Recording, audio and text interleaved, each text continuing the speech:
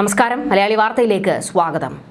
ആരെ വെട്ടിമാറ്റണമെന്നാണോ പ്രതിപക്ഷ നേതാവ് വി.ഡി. സതീശൻ കരുതിയത്, അങ്ങേരുതേണ്ട പൂർവാധികം ശക്തിയോടെ നിയമസഭാ തെരഞ്ഞെടുപ്പിന്റെ സ്ഥാനാർത്ഥി പട്ടികയിൽ ഇടം പിടിച്ചിരിക്കുന്നു. കെ സുധാകരനെ കൊണ്ട് വശം കെട്ടിരിക്കുകയാണ് വി.ഡി. സതീശൻ. പ്രതിപക്ഷ നേതാവിന് മുന്നിലുള്ള വെല്ലുവിളികൾ രമേശ് ചെന്നിത്തലയും കെ.സി. വേണുഗോപാലും കെ സുധാകരനുമായിരുന്നു. അതിൽ സുധാകരനെ ഏകദേശം ഒതുക്കി എന്ന് ആത്മവിശ്വാസമായിരുന്നു വി.ഡി. സതീശൻ ഉണ്ടായിരുന്നത്. അതായത് സിറ്റിംഗ് എംപിമാർ നിയമസഭയിലേക്ക് മത്സരിക്കേണ്ട എന്നുള്ള ഒരു നിലപാട് പാർട്ടി എടുത്തിരുന്നല്ലോ. അതോടുകൂടി സുധാകരൻ ഔട്ടെന്ന് കരുതിയതായിരുന്നു. എന്നാൽ സുധാകരൻ ഒറ്റക്കാലിൽ നിന്നു, എനിക്ക് സീറ്റ് വേണം, മത്സരിക്കണം എന്ന് പറഞ്ഞുകൊണ്ട്. സുധാകരൻ ഇങ്ങനെ കടുംപിടുത്തത്തിൽ നിന്നതോടെ കണ്ണൂരിൽ നിന്നുള്ള കോൺഗ്രസ് UDFകാർ ഒറ്റക്കെട്ടായിട്ട് നിന്നു. സുധാകരന് സീറ്റ് കൊടുത്തില്ലെങ്കിൽ ഞങ്ങൾ ഒരാൾ പോലും വോട്ട് ചെയ്യില്ല എന്നുള്ള ഭീഷണി പുറത്തെടുത്തു. ഇതോടെ കോൺഗ്രസ് നേതൃത്വം വെട്ടിലായി, ഹൈക്കമാൻഡ് അതിലേറെ വെട്ടിലായി. ഒടുക്കം ഒരു തീരുമാനത്തിലേക്ക് എത്തേണ്ടി വന്നിരിക്കുകയാണ്, സുധാകരന് സീറ്റ് കൊടുക്കാം. ഇതോടെ വി.ഡി. സതീശന് വേവലാതി തുടങ്ങിയിരിക്കുകയാണ്. ഇനി ഇങ്ങേര് ജയിക്കുമെന്ന് ഏകദേശം ഉറപ്പാണ്. ഇനിയിപ്പോൾ പെട്ടാഭാഗ്യത്തിന് ഭരണമെങ്ങാനും കിട്ടിക്കഴിഞ്ഞാൽ മുഖ്യമന്ത്രി കസേരയ്ക്ക് വേണ്ടി കെ സുധാകരൻ ഇതുപോലെ ഒറ്റക്കാലിൽ നിൽക്കുമോ എന്നുള്ളതാണ് സതീശനെ ഭയപ്പെടുത്തുന്നത്. ഇക്കുറി അധികാരം കിട്ടിക്കഴിഞ്ഞാൽ മുഖ്യമന്ത്രി കസേര, അതിനുവേണ്ടി നോക്കിയിരിക്കുകയാണ് സതീശൻ. രമേശ് ചെന്നിത്തലയോട് നല്ല താല്പര്യമാണ് കേന്ദ്രത്തിലുള്ളവർക്ക്. കെ.സി. വേണുഗോപാൽ ഇനി മുഖ്യമന്ത്രിയാകണമെന്ന് പറഞ്ഞു കഴിഞ്ഞാൽ രാഹുൽ ഗാന്ധി പച്ചക്കൊടി വീശുമോ? അങ്ങനെ ഉറക്കം നഷ്ടപ്പെട്ടിരിക്കുകയാണ് ഈ പറയുന്ന വി.ഡി. സതീശന്. അതിനിടയിലാണ് സുധാകരൻ വീണ്ടും കപ്പടിച്ചുകൊണ്ട് വന്നിരിക്കുന്നത്. ടീം UDF എന്ന് പറഞ്ഞുകൊണ്ടായിരുന്നു കൊട്ടി ഘോഷിച്ച് പ്രതിപക്ഷ നേതാവ് ഇതുവരെ നടന്നുകൊണ്ടിരുന്നത്. അതായത് തെരഞ്ഞെടുപ്പ് തീയതി പ്രഖ്യാപിച്ചാൽ തൊട്ടടുത്ത സെക്കൻഡിൽ ഞങ്ങൾ സ്ഥാനാർത്ഥികളെ പ്രഖ്യാപിക്കുമെന്നൊക്കെയായിരുന്നു വലിയ ഗീർവാണമടി. എന്നാൽ അവിടെ അടിയും ഇടിയും തൊഴിയും ബഹളവുമാണ്. എന്നാൽ തൊട്ടിപ്പുറത്ത് CPM ആകട്ടെ അവരുടെ സ്ഥാനാർത്ഥികളെ പ്രഖ്യാപിച്ച് സ്കോർ ചെയ്യുകയും ചെയ്തു. ഇതുവരെ കോൺഗ്രസിൽ അടി കഴിഞ്ഞിട്ടില്ല. അതിനിടയിൽ സുധാകരൻ ഒറ്റക്കാലിൽ നിന്നതുപോലെ അടൂർ പ്രകാശും ഒറ്റക്കാലിൽ നിൽക്കുകയായിരുന്നു, സീറ്റ് വേണം എന്ന് പറഞ്ഞുകൊണ്ട്. ഇതോടെയാണ് സിറ്റിംഗ് എംപിമാർ മത്സരിക്കേണ്ടതില്ല എന്നുള്ള നിലപാടിൽ നിന്ന് ഹൈക്കമാൻഡിന് താഴേക്ക് വരേണ്ടി വന്നത്. ഇപ്പോൾ സുധാകരന്റെയും അടൂർ പ്രകാശിന്റെയും കടുംപിടുത്തത്തിന് വഴങ്ങിയ പാർട്ടി നേതൃത്വം ഇരുവർക്കും പ്രത്യേക ഇളവ് നൽകാൻ തത്വത്തിൽ തീരുമാനിച്ചിരിക്കുകയാണ്. ഇതോടെ കണ്ണൂരിൽ കെ സുധാകരനും കോന്നിയിൽ അടൂർ പ്രകാശും UDF സ്ഥാനാർത്ഥികളാകും എന്നുള്ളത് ഏകദേശം ഉറപ്പായി. അടൂർ പ്രകാശിനെ മത്സരിപ്പിക്കേണ്ടതില്ല എന്നുള്ള തീരുമാനം ഇപ്പോഴും, ആ ഒരു അഭിപ്രായം ഇപ്പോഴും ഉയർന്നു നിൽക്കുന്നുണ്ട്. കാരണം ശബരിമലയുമായി ബന്ധപ്പെട്ടുള്ള വിവാദങ്ങൾ അത് അടൂർ പ്രകാശിനെ തിരിച്ചടി ഉണ്ടാക്കും, കോന്നിയിലെ സീറ്റ് മണ്ഡലം നഷ്ടപ്പെടുമോ എന്നുള്ളൊരു ഭയം ഈ പറയുന്ന പാർട്ടിക്കുണ്ട്. എന്നാൽ അതൊന്നും വകവയ്ക്കാതെ അടൂർ പ്രകാശും ഇതുപോലെ എനിക്ക് സീറ്റ് വേണം എന്ന് പറഞ്ഞുകൊണ്ട് നീറുപോലെ നിൽക്കുകയായിരുന്നു. ഇതോടെയാണ് പാർട്ടിക്കിപ്പോൾ പല വഴങ്ങലുകൾക്കും നിന്നുകൊടുക്കേണ്ടി വന്നിരിക്കുന്നത്.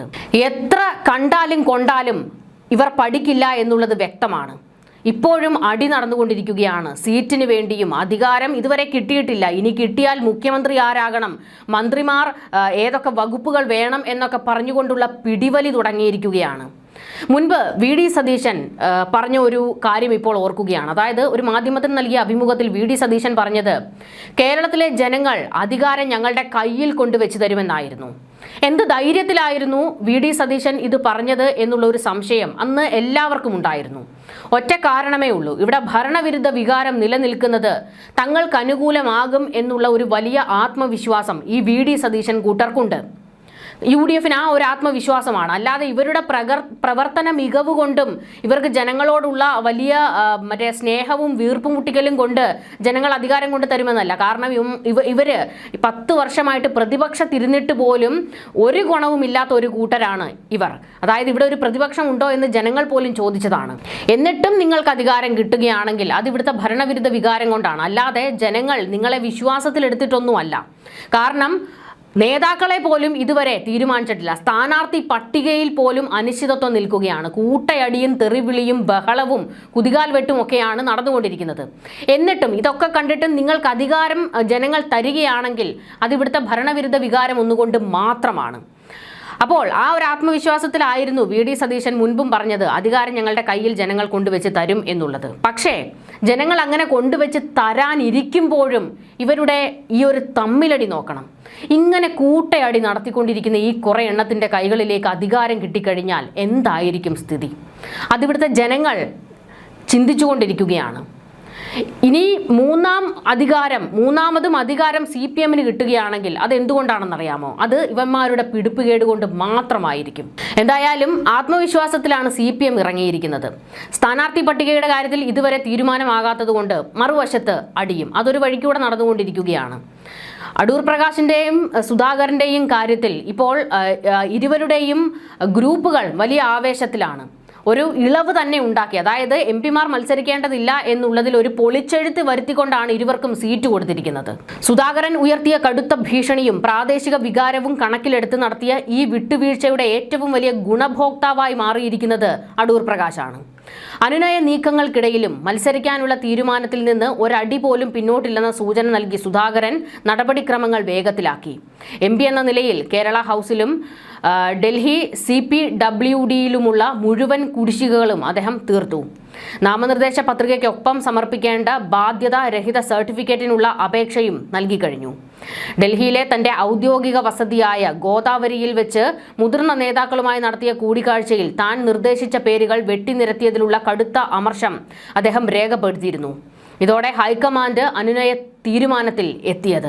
MP-മാർ മത്സരിക്കേണ്ട എന്ന മാനദണ്ഡം മാറ്റാൻ സുധാകരൻ നടത്തിയ പോരാട്ടം കോന്നിയിൽ അടൂർ പ്രകാശിനും അങ്ങനെ വഴി തുറന്നു കൊടുത്തു. സുധാകരന് മാത്രം ഇളവ് നൽകിയാൽ അത് മറ്റ് MP-മാരുടെ പ്രതിഷേധത്തിനിടയാക്കും എന്ന വിലയിരുത്തലിലാണ് അടൂർ പ്രകാശിനും പച്ചക്കൊടി കാട്ടാൻ ഹൈക്കമാൻഡ് തീരുമാനിച്ചിരിക്കുന്നത് എന്നാണ് വിവരം.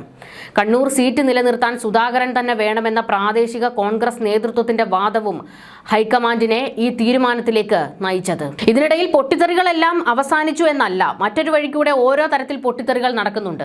ഡൽഹിയിൽ തമ്പടിച്ചിരിക്കുകയാണ് എൽദോസ് കുന്നപ്പള്ളി. തനിക്ക് സീറ്റ് വേണമെന്ന് പറഞ്ഞുകൊണ്ടാണ് അവിടെ കെട്ടിക്കിടക്കുന്നത്.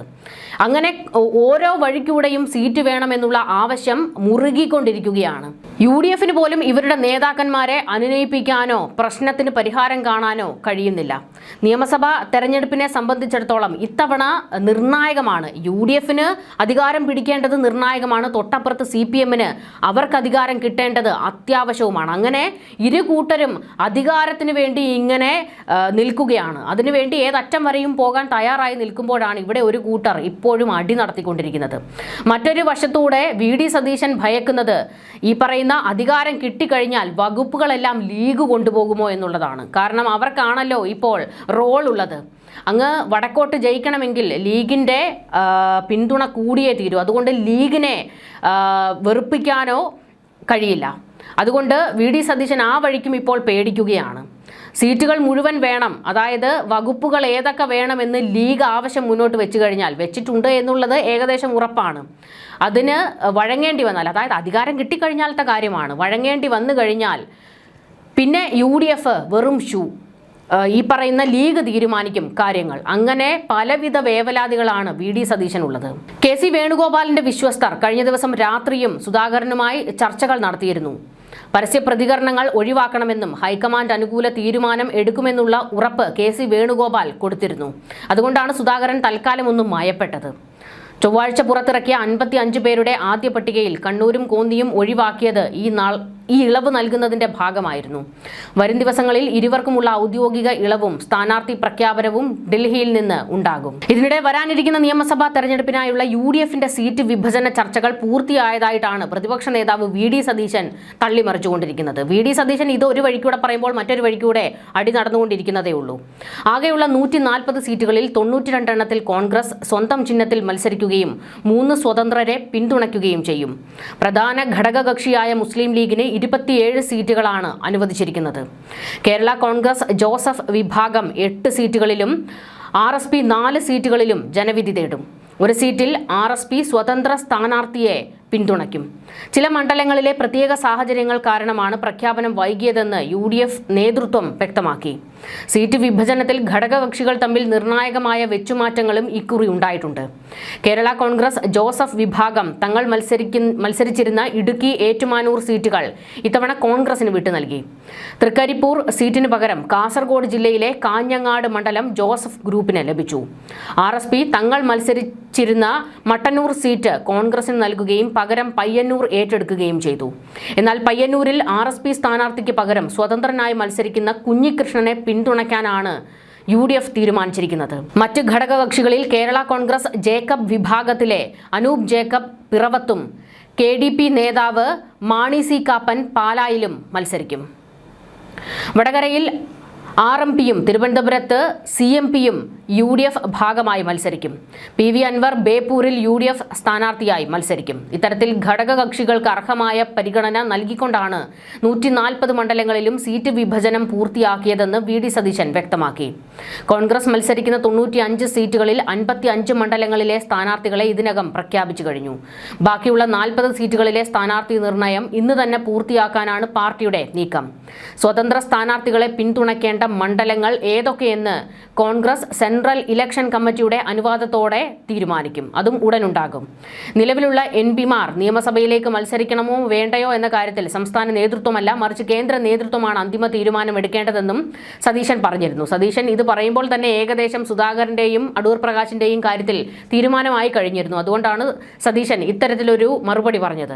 MPമാർ ഉന്നതരായ നേതാക്കളാണെന്നും അവരെ അസംബ്ലിയിലേക്ക് മത്സരിപ്പിക്കുന്നത് സംബന്ധിച്ച വിധി കോൺഗ്രസ് ദേശീയ നേതൃത്വത്തിൻ്റെതാണെന്നും ഇത്തരം കാര്യങ്ങളിൽ അനാവശ്യ വിവാദങ്ങൾ ഉണ്ടാക്കരുതെന്നും കേന്ദ്രം തീരുമാനം വന്നാലുടൻ അത് അറിയിക്കുമെന്നും VD സതീശൻ പറഞ്ഞു. എന്തായാലും സതീശന് ചങ്കിടിപ്പ് തുടങ്ങിയിട്ടുണ്ട്. ആരെയൊക്കെയാണോ ഒഴിവാക്കാൻ നോക്കിയിരുന്നത് അവരെല്ലാവരും തന്നെ കളത്തിൽ നിറഞ്ഞിരിക്കുകയാണ്. ന്യൂസ് ഡെസ്ക് മലയാളി വാർത്ത.